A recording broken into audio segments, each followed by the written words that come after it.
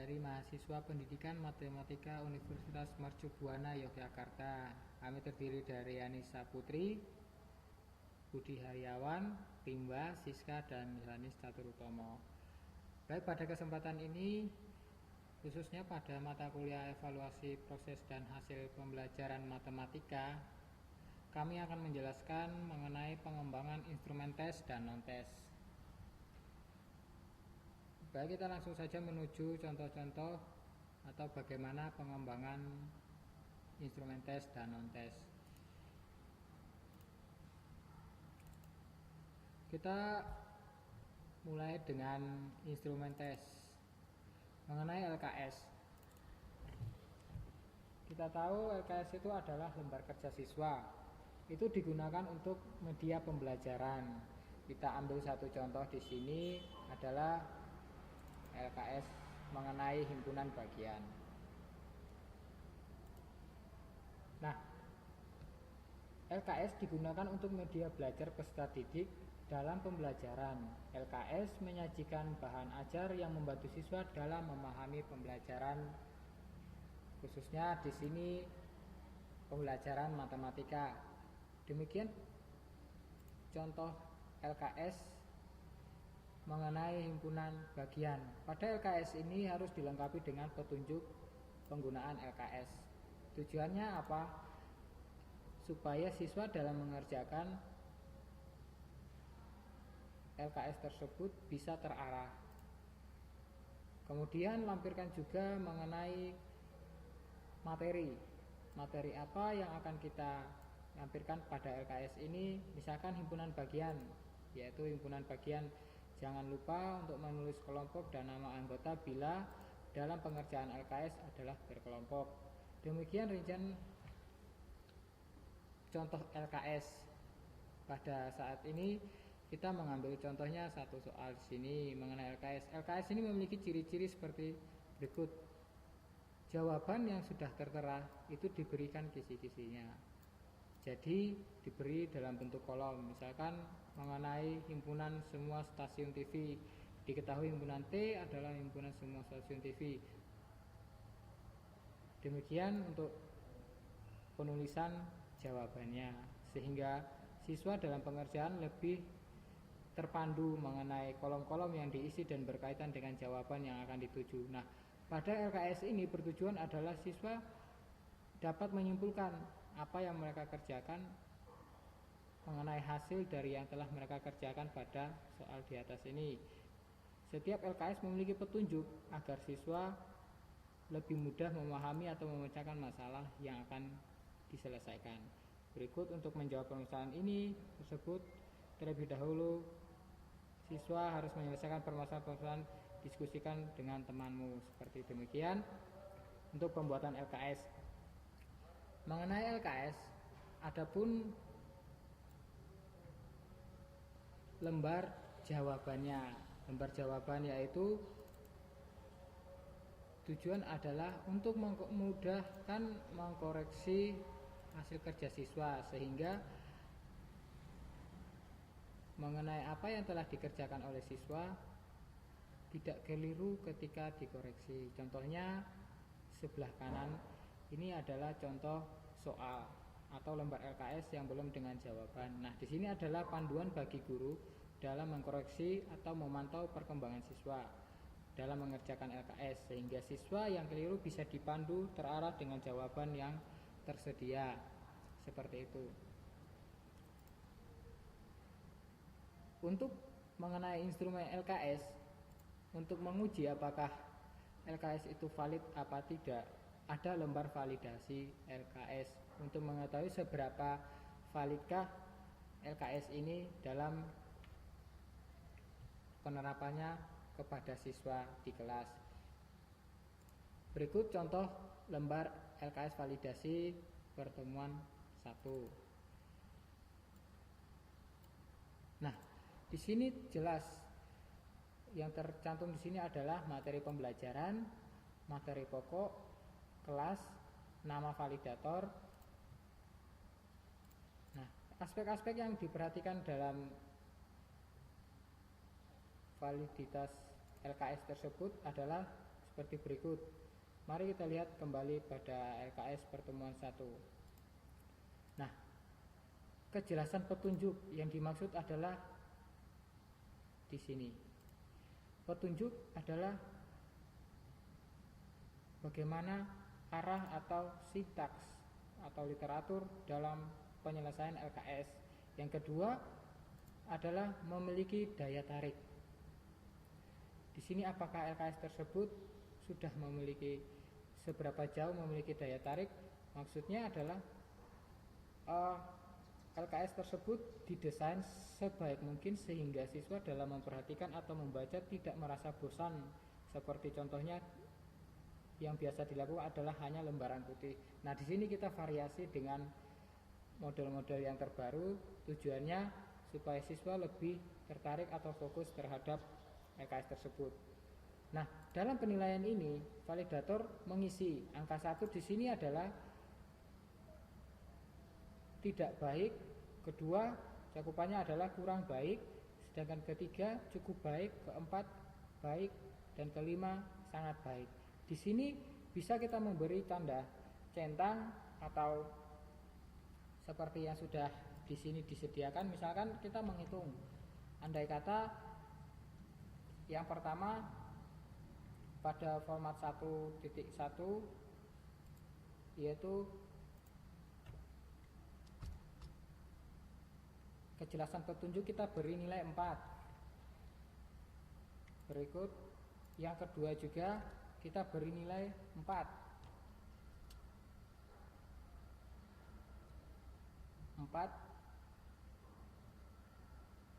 Dan di sini coba kita beri nilai 5 dan 5. Nah, total seluruh nilai nanti di sini adalah ilustrasi.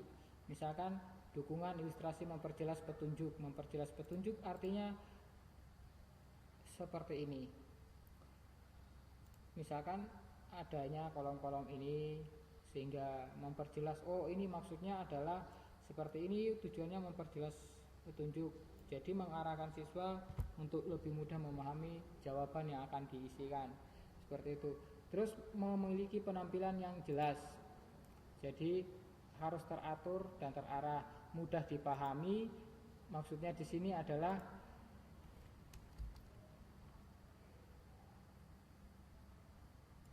kejelasan petunjuk. Adakah keterkaitan antara petunjuk dan soal yang akan dikerjakan, seperti itu. Misalkan kita di sini memberikan poin 5. Terus di sini 5. Untuk yang mudah dipahami juga 5. Berikut mengenai kejelasan bahasa. Kebenaran tata bahasa di sini adalah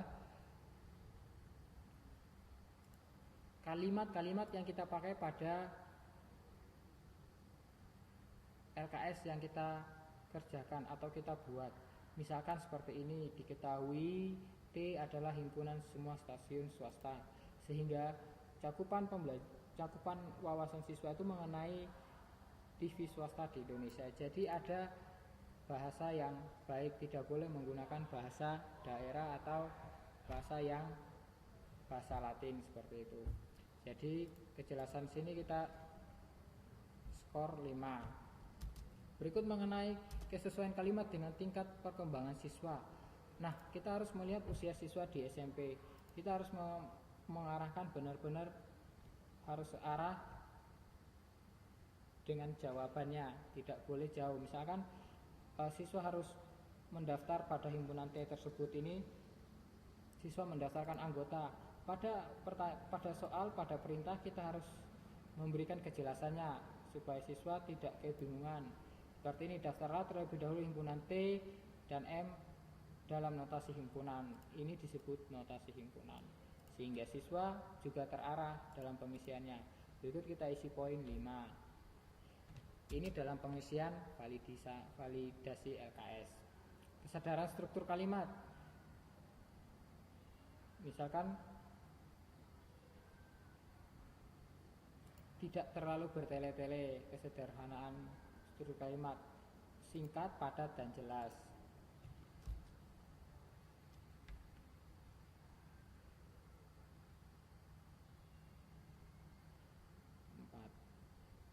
Untuk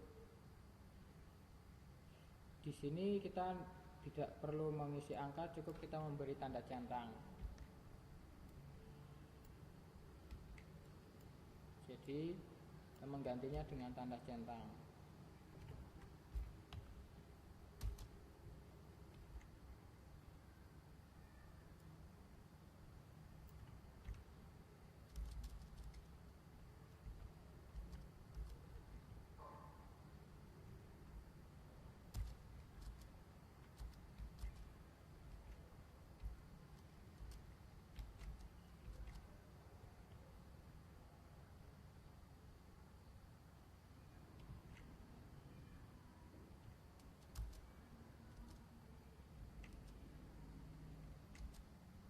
Berilah tanda centang sesuai dengan poin-poin yang akan diselesaikan. Kemudian mengenai kebenaran isi materi. Isi materi di sini ini harus sesuai dengan silabus dan RPP, yaitu misalkan perangkat pembelajaran kita mengenai himpunan bagian. Mari kita perhatikan silabus yang ada. Kembali kita buka silabus. Pada pembelajaran ini kita silabusnya mengenai himpunan adalah pada semester 2, yaitu pada 4 kompetensi dasar 4.2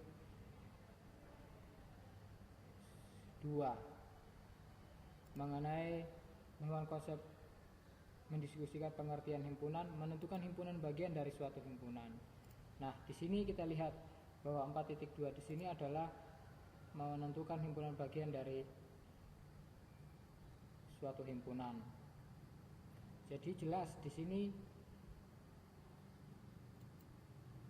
menentukan himpunan bagian dari T, yaitu apa-apa saja sesuai dengan jawaban LKS. Kita lihat di sini, demikian seperti contoh di sini berbentuk angka atau bilangan kelipatan 2, bilangan genap. Sedangkan di sini kita menggunakan stasiun televisi. Jadi ada kesamaan atau kesesuaian antara keduanya. Nah, berikut kita perhatikan validasi. Misalkan kesesuaiannya di poin 4.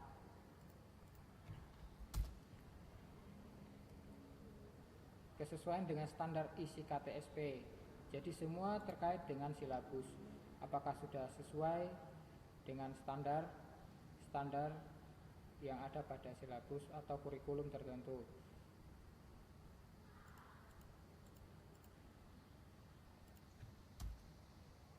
Kita beri tanda 4. Terus kita beri kesesuaian dengan pembelajaran matematika melalui model problem based learning. Misalkan kita mengambil model problem based learning, apakah di sini sudah sesuai dengan model yang kita pakai atau misalkan konvensional.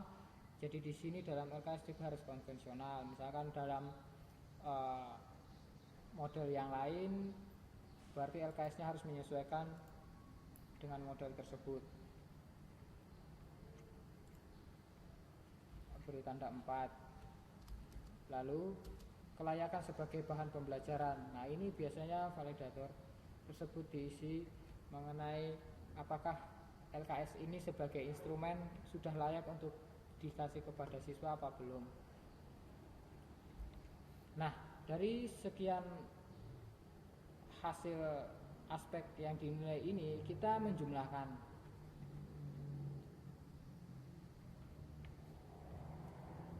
Mari kita menjumlah 4. Di sini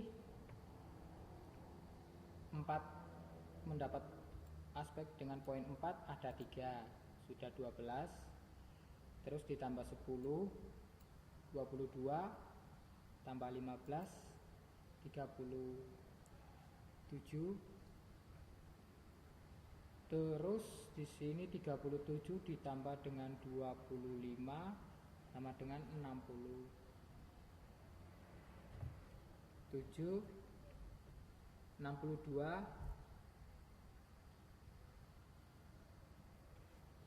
62, kemudian ditambah 16. Nah, di sini ada yang namanya total jumlah atau seluruh hasil dari kita buat. Di sini maksudnya tujuannya adalah untuk mengetahui berapakah hasil dari validasi ini. Mari kita hitung jumlahnya. Kita tulis di sini jumlah skor, jumlah aspek, yaitu kita tulis di sini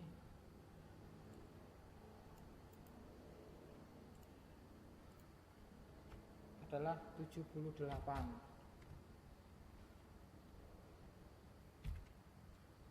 Berikut rata-rata.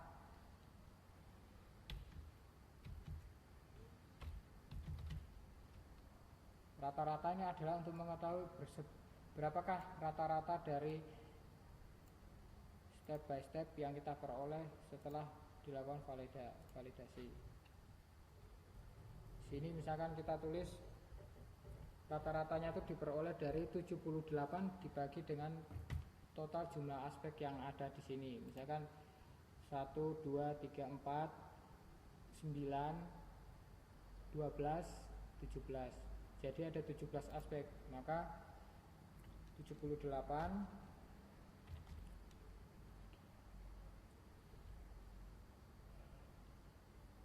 dibagi 17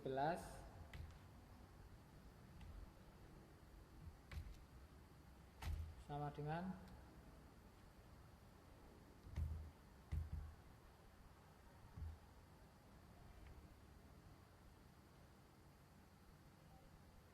4,6.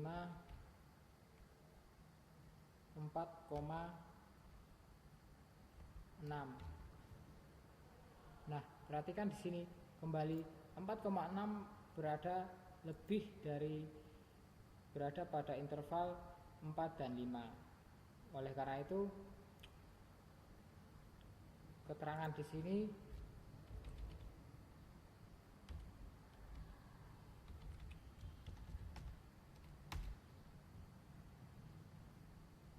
adalah baik. Kelayakan mengenai instrumen ini adalah baik. Seperti itu. Nah, oleh karena itu di sini kita melihat bisa di sini kita lingkar seperti itu. Berarti akan kita tandahkan merah seperti demikian.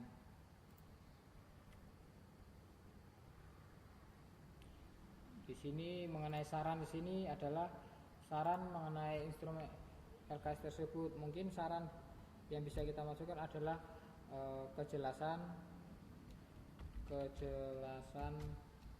instrumen dalam tata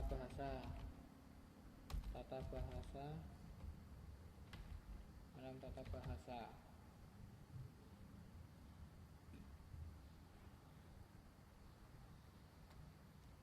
harus diperbaiki supaya lebih mudah dipahami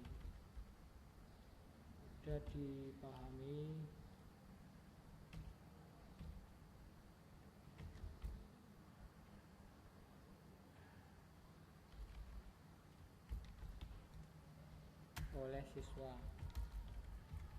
Ya, demikian pembuatan instrumen tes, salah satunya adalah LKS. Nah, di sini kita jangan lupa menuliskan validator siapa. Misalkan validatornya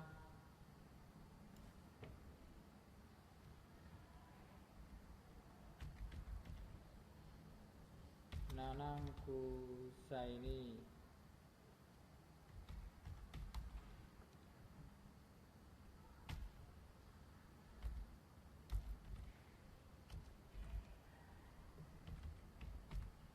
Ya.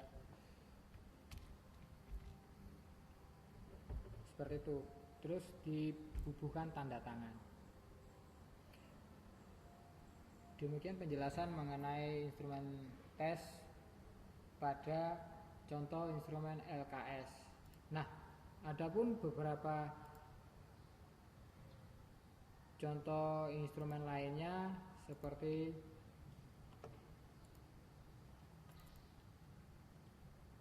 LKS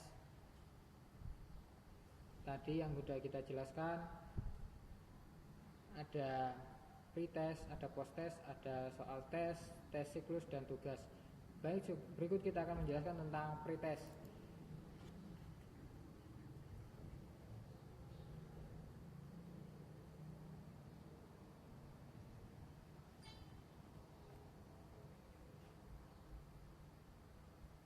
Pretest ini biasanya dipakai di awal sebuah penelitian atau pengambilan data.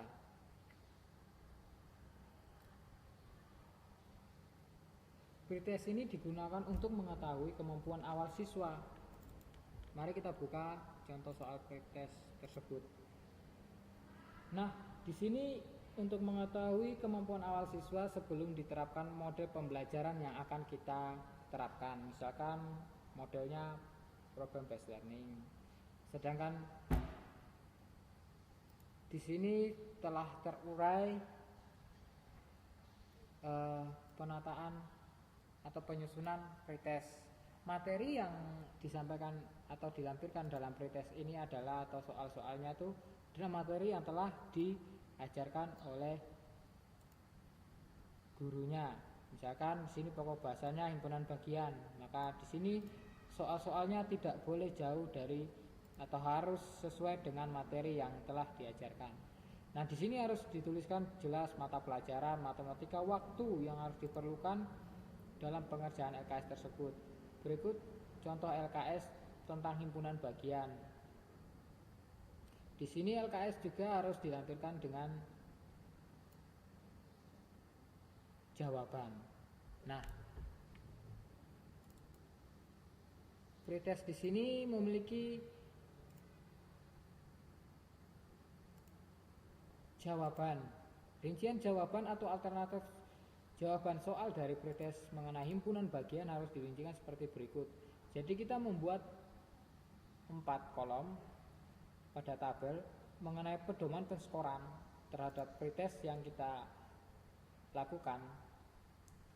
Tujuannya agar dalam penilaian setiap rubrik penskoran itu merata atau sama setiap poin atau step by step yang dikerjakan oleh siswa terhadap soal yang kita berikan. Misalkan nomor 1 di sini.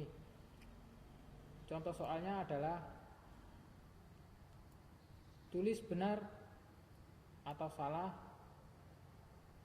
pada pernyataan tentang himpunan bagian di bawah ini beserta alasan dan menjawab benar atau salah. Jadi di sini ada jelas alasan beserta alasan. Nah, setiap step atau indikator soal tersebut kita harus memberi skor. Itu dinamakan rubrik penskoran. Ini pada sisi kanan misalkan menjawab benar, kita menulisnya 2 dan menjelaskan karena jawaban dari jawaban tersebut, soal tersebut adalah Jawa, Kalimantan, Sumatera merupakan bagian dari pulau di Indonesia. Bila siswa menjawab bagian A dengan penjelasan, maka dia mendapat skor 4. Nah, rubrik penskoran ini terus akan mencakup semua soal tergantung step by step dari soal tersebut. Seperti ini stepnya dengan skor 3. Kita lihat sampai ke bawah dari soal tersebut ini. Jumlah seluruh skornya itu adalah 100. Jadi bila mana siswa tidak menjawab 1, misalkan nomor 5C tidak dijawab sampai pada tahap akhir kita menghapus 3, maka jumlah di sini adalah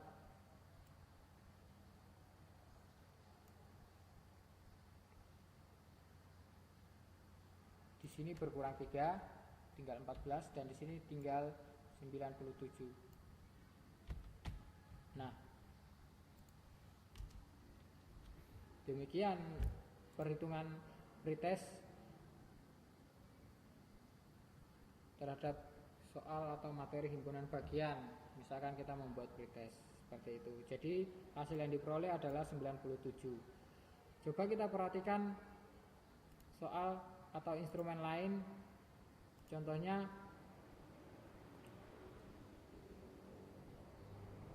mengenai pretest yaitu indikator. Indikator dari soal pretest tersebut adalah harus sesuai dengan silabus. Ini berasal dari silabus. Jadi kompetensi dasar di sini indikatornya terdiri dari satuan tingkat pendidikan, yaitu jenjang pendidikan, mata pelajaran, kelas, dan kompetensi dasar. Di sini kita bentuk tabelnya yaitu seperti ini. Ada standar kompetensi. Mari kita buka kembali silabus yang tadi.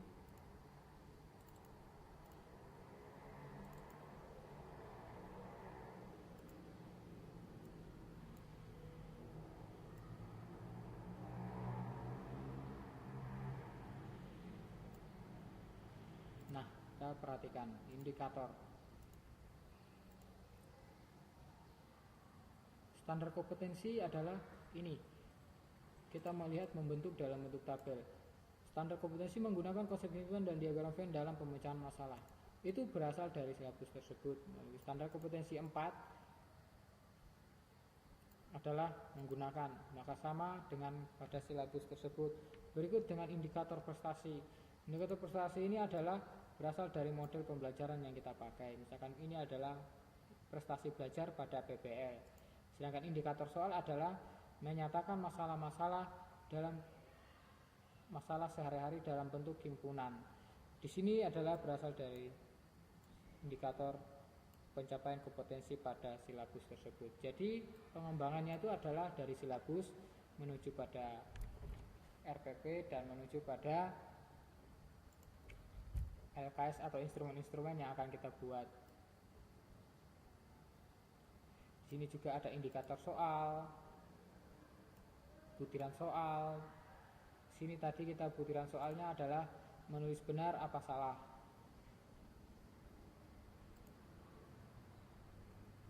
Mari kita lihat tadi dari pernyataan soalnya mengenai pretest soal.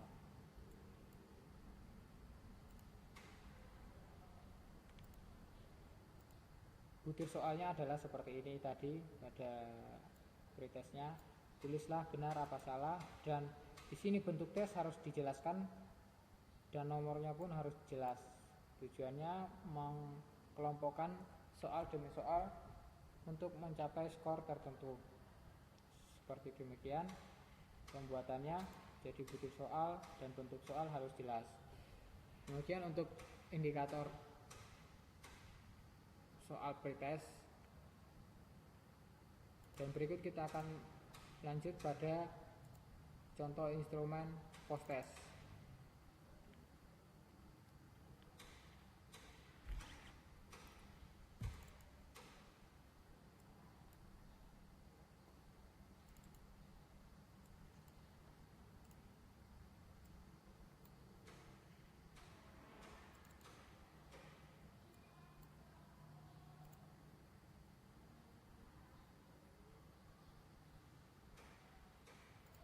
Nah, post-test di sini adalah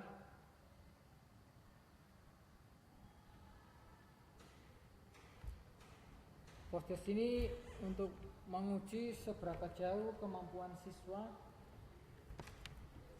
dalam memahami materi yang telah diberikan atau setelah penerapan model yang kita terapkan tadi, misalkan model PBL. Nah, dilakukan evaluasi akhir atau post-test.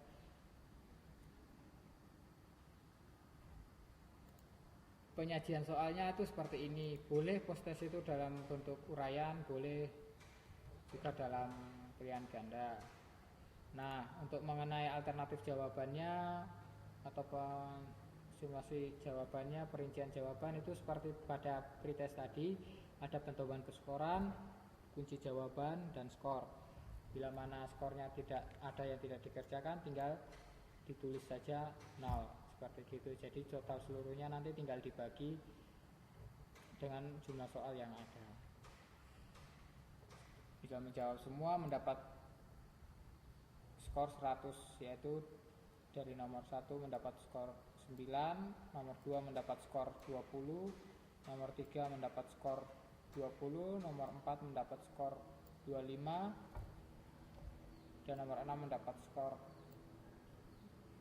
nomor 5 mendapat skor 26. Jumlah dari semua skor ini adalah 100. Jadi bila siswa menjawab benar semua dari soal pos tersebut, ia memperoleh nilai 100.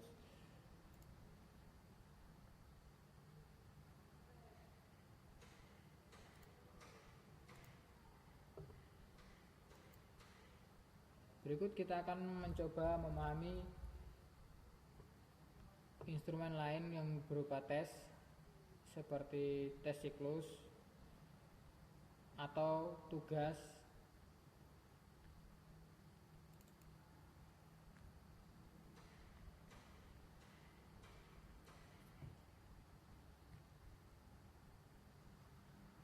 Di sini tes siklus sebenarnya sama pada evaluasi seperti pretest dan post-test.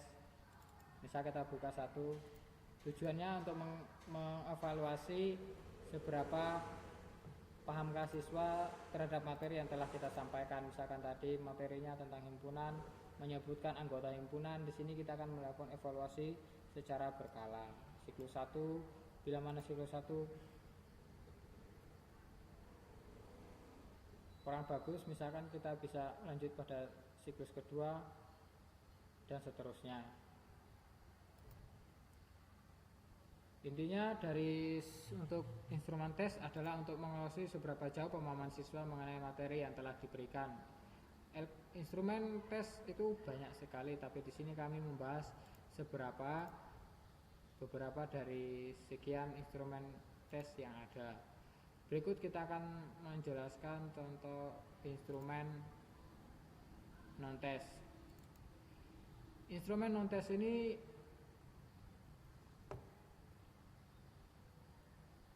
terdiri dari,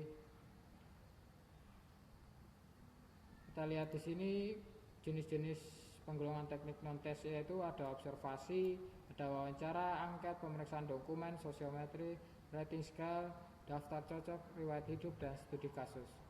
Nah, mari kita kembali perhatikan pada yang ada, bahwa di sini kita menjelaskan mengenai angket, catatan lapangan, dokumentasi, lembar keterlaksanaan, dan wawancara. Lembar observasi atau lembar keterlaksanaan, kita mulai dengan lembar observasi atau lembar keterlaksanaan. Jadi di sini lembar observasi keterlaksanaan. Misalkan seperti ini penerapan model yang kita terapkan. Lembar observasi itu ada banyak, bisa diisikan oleh observer mengenai apa dan bagaimana yang dilakukan siswa. Sedangkan di sini adalah pada keterlaksanaannya. Misalkan sini lembar observasi keterlaksanaan pembelajaran matematika menggunakan model program based learning. Di sini ada indikator-indikator dalam model-model tersebut. Misalkan konvensional berbeda dengan PBL. Pada PBL yaitu menyampaikan tujuan pembelajaran pada butir 1, 2, 3, 4, 5. Terus yang kedua, mengorientasikan siswa untuk belajar, mengorganisasikan siswa untuk belajar membimbing penyelidikan individu maupun kelompok. Pada indikator-indikator tersebut adalah bagian dari PBL. Di sini ada skor, ada petunjuk. Petunjuk adalah pengisian lembar observasi dengan pemberian tanda centang. Hal yang sama dengan tadi pada saat pretest. Ketika kita menilai atau misalkan di sini nilainya untuk guru membuka pelajaran, aspek-aspek yang dinilai seperti yang tadi sudah dijelaskan juga pada instrumen tes. Begitu juga dengan instrumen non-tes. Untuk penilaian pada aspek-aspek yang dinilai sama seperti tadi, jumlah semua skor yang dinilai, skor penilaian pada bawah ini misalkan jumlahnya 84 dan mendapat rata-rata 4,67. 4,67 ini diperoleh dari 84 dibagi dengan 18 poin. 18 poin yang dinilai, maka diperoleh hasil seperti demikian 4,67, atau dalam persentase adalah kita bisa menuliskan 93% adalah 4,67 dibagi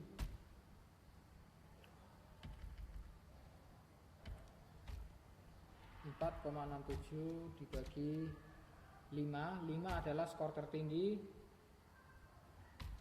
lalu dikali dengan 100 akan memperoleh hasil 9,3%. Pada keterangan tersebut adalah 93%. Di sini kita kembali melihat di atas, yaitu berada pada interval skor 80 sampai 100, yaitu dengan keterangan kategori sangat baik. Maka di sini keterangan adalah sangat baik. Berikut demikian penjelasan mengenai pengembangan untuk lembar observasi, tersusun seperti itu, tentang apa yang akan dilaksanakan guru di kelas. Seperti tadi, skorannya diisi terus kemudian dijumlahkan. Demikian mengenai lembar observasi keterlaksanaan. Dan ada juga contoh instrumen non-tes lainnya, yaitu dokumentasi. Dokumentasi di sini adalah untuk memperkuat apa instrumen-instrumen yang telah kita terapkan. Misalkan tadi dalam instrumen tersebut tadi kita pada observasi keterlaksanaan. Mari kita perhatikan kembali pada lembar observasi keterlaksanaan ini. Kita lihat step by step yang ada pada dokumentasi tersebut. Nah, dokumentasi ini melihat bahwa guru membuka pelajaran dengan salam dan mengecek kesiapan siswa. Itu akan diperkuat dengan dokumentasi. Misalkan seperti ini, guru membuka salam, di sini dicentang misalkan 4, tergantung dari observer menilainya seberapa baik dalam penyampaian tersebut. Terus guru menyampaikan tujuan mata pelajaran. Jadi setiap aspek-aspek di sini dikuatkan dengan bukti atau dengan dokumentasi berupa gambar. Boleh pun dokumentasi itu bisa dengan video dan lain-lain. Mari kita perhatikan lebih detail aspek-aspek dalam dokumentasi tersebut. Seperti ini, guru menjelaskan materi, siswa di kelas aktif, kegiatan diskusinya berjalan dengan baik. Dalam kegiatan diskusi, siswa aktif dalam mengerjakan LKS yang diberikan. Berikut juga guru membimbing siswa yang kebingungan dalam memahami pemecahan masalah yang terdapat pada LKS. Seperti ini. Jadi ini yang akan membuatkan instrumen-instrumen yang telah kita terapkan dengan pemberian skor-skor yang diberikan oleh observer atau dicantumkan oleh observer. Seperti tadi, skor 5, skor 4 itu dinilai pada pelaksanaannya seperti ini. Mari kita lihat. Ini kegiatan diskusi dalam kelompok. Nah, guru berkeliling memperhatikan siswa yang kebingungan atau dalam pemecahan masalah. Guru membantu membimbing siswa, terus menjelaskan di depan mengenai apa yang telah guru memberikan kesempatan kepada siswa untuk bertanya, dan siswa dipersilakan untuk mempresentasikan jawaban ke depan kelas seperti itu. Itu adalah bagian dari instrumen non-tes, adalah dokumentasi. Nah, berikut kita coba perhatikan mengenai instrumen non-tes seperti catatan lapangan atau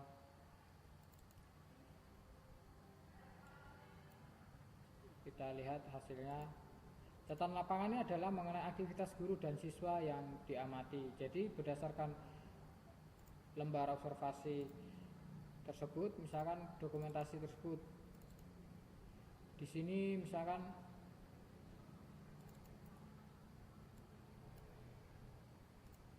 kita menyesuaikan seperti ini. Nah, pada ini kita melihat bahwa guru, aktivitas yang dilakukan guru, misalkan guru di sini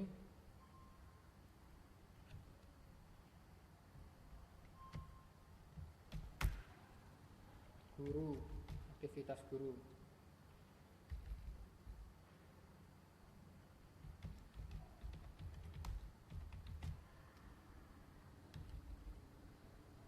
Kita menulis semua aktivitas yang dilakukan guru yang sekiranya penting dalam mendukung instrumen-instrumen lain atau memperkuat instrumen lain yang telah kita akan berikan skornya. Misalkan aktivitas guru yang pertama,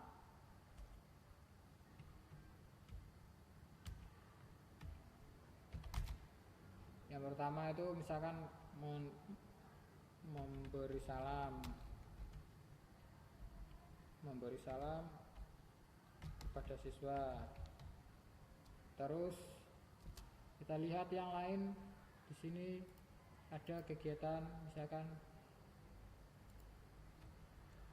memberi kesempatan kepada siswa untuk bertanya.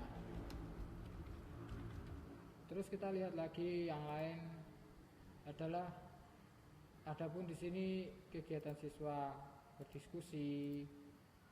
Di sini kita tulis dulu yang untuk guru, yaitu guru membimbing siswa yang kesulitan dalam memahami materi. Nah, ada apa lagi yang mungkin yang dilakukan oleh guru, ditulis saja semua dalam aktivitas guru dalam kelas. Nah, di sini tidak lupa juga kita menulis aktivitas siswa di kelas.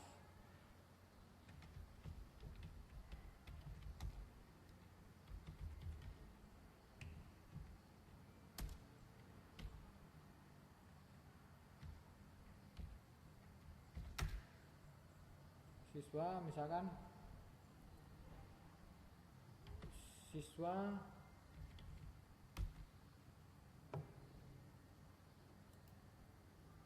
misalkan pada dokumentasi ini siswa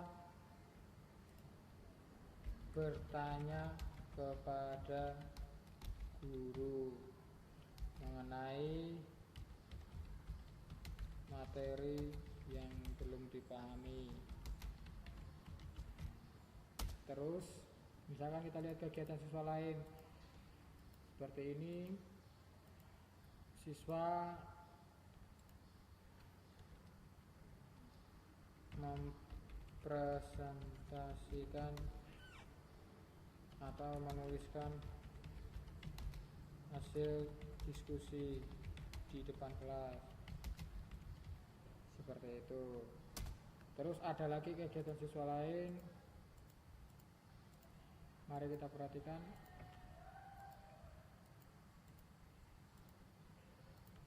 Nah, di sini siswa berdiskusi.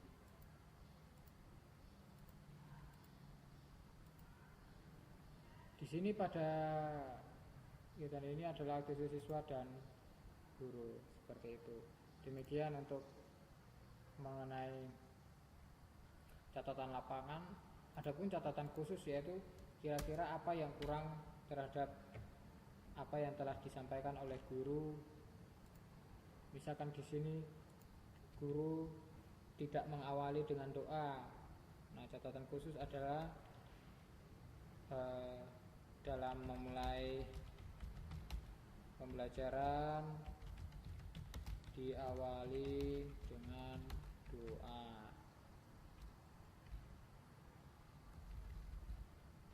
Dan mengakhiri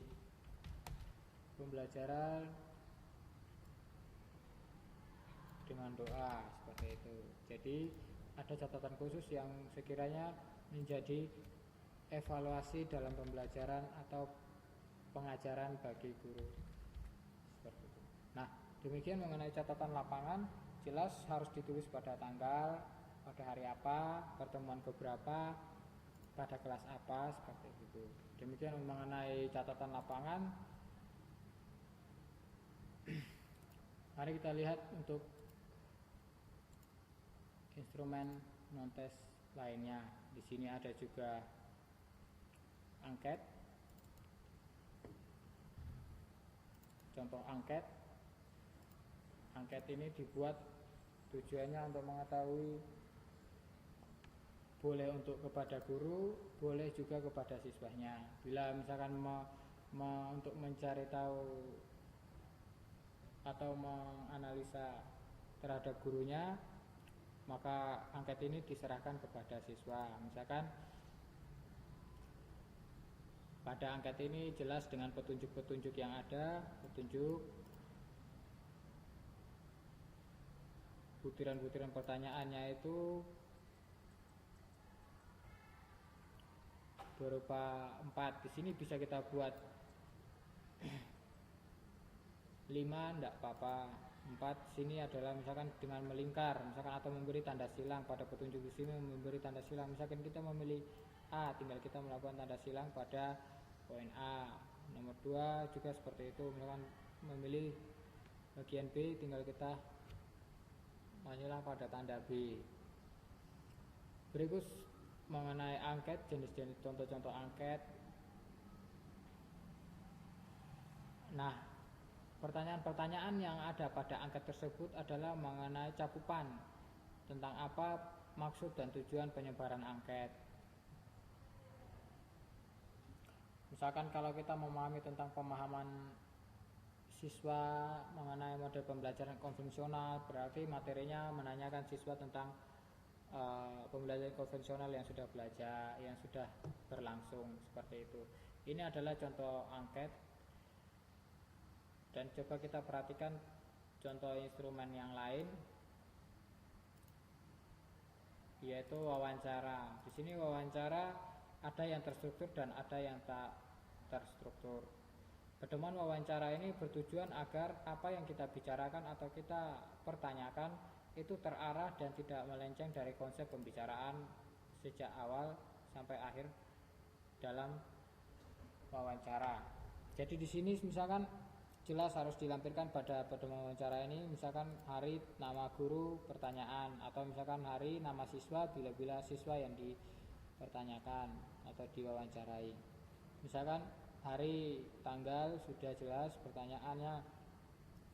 pertanyaannya adalah seperti berikut: sudah berapa lama Ibu mengajar ini matematika, bagaimana siswa terhadap pembelajaran matematika. Nah, jawaban-jawaban itu ditulis atau direkam bisa, nanti akan ditulis diketik supaya lebih rapi dalam sebuah lembar apa yang telah didiskusikan, apa yang telah diwawancarai, dan hasil yang diperoleh dari hasil wawancara tersebut adalah hasil yang dikeluarkan atau disampaikan oleh guru kepada kita.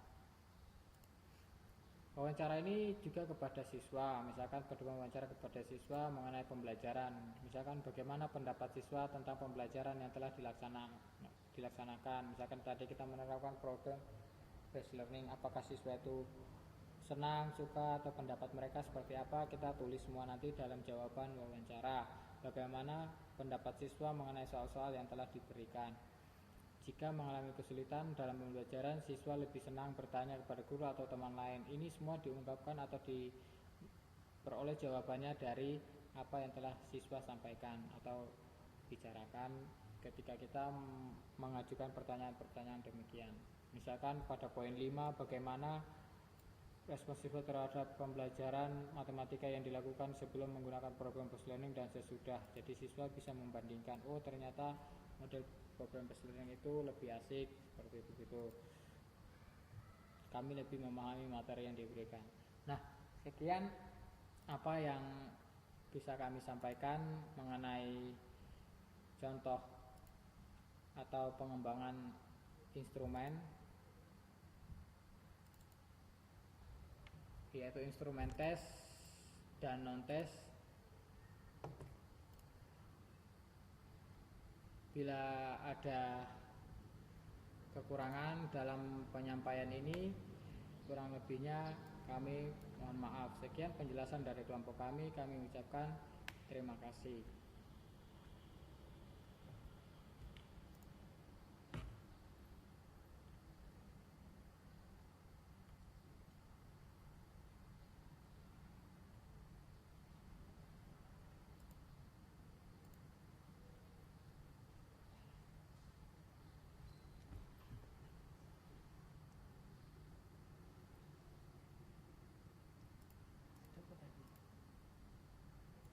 Sudah Sudah ketekan yes kan? Ya, Mm-mm.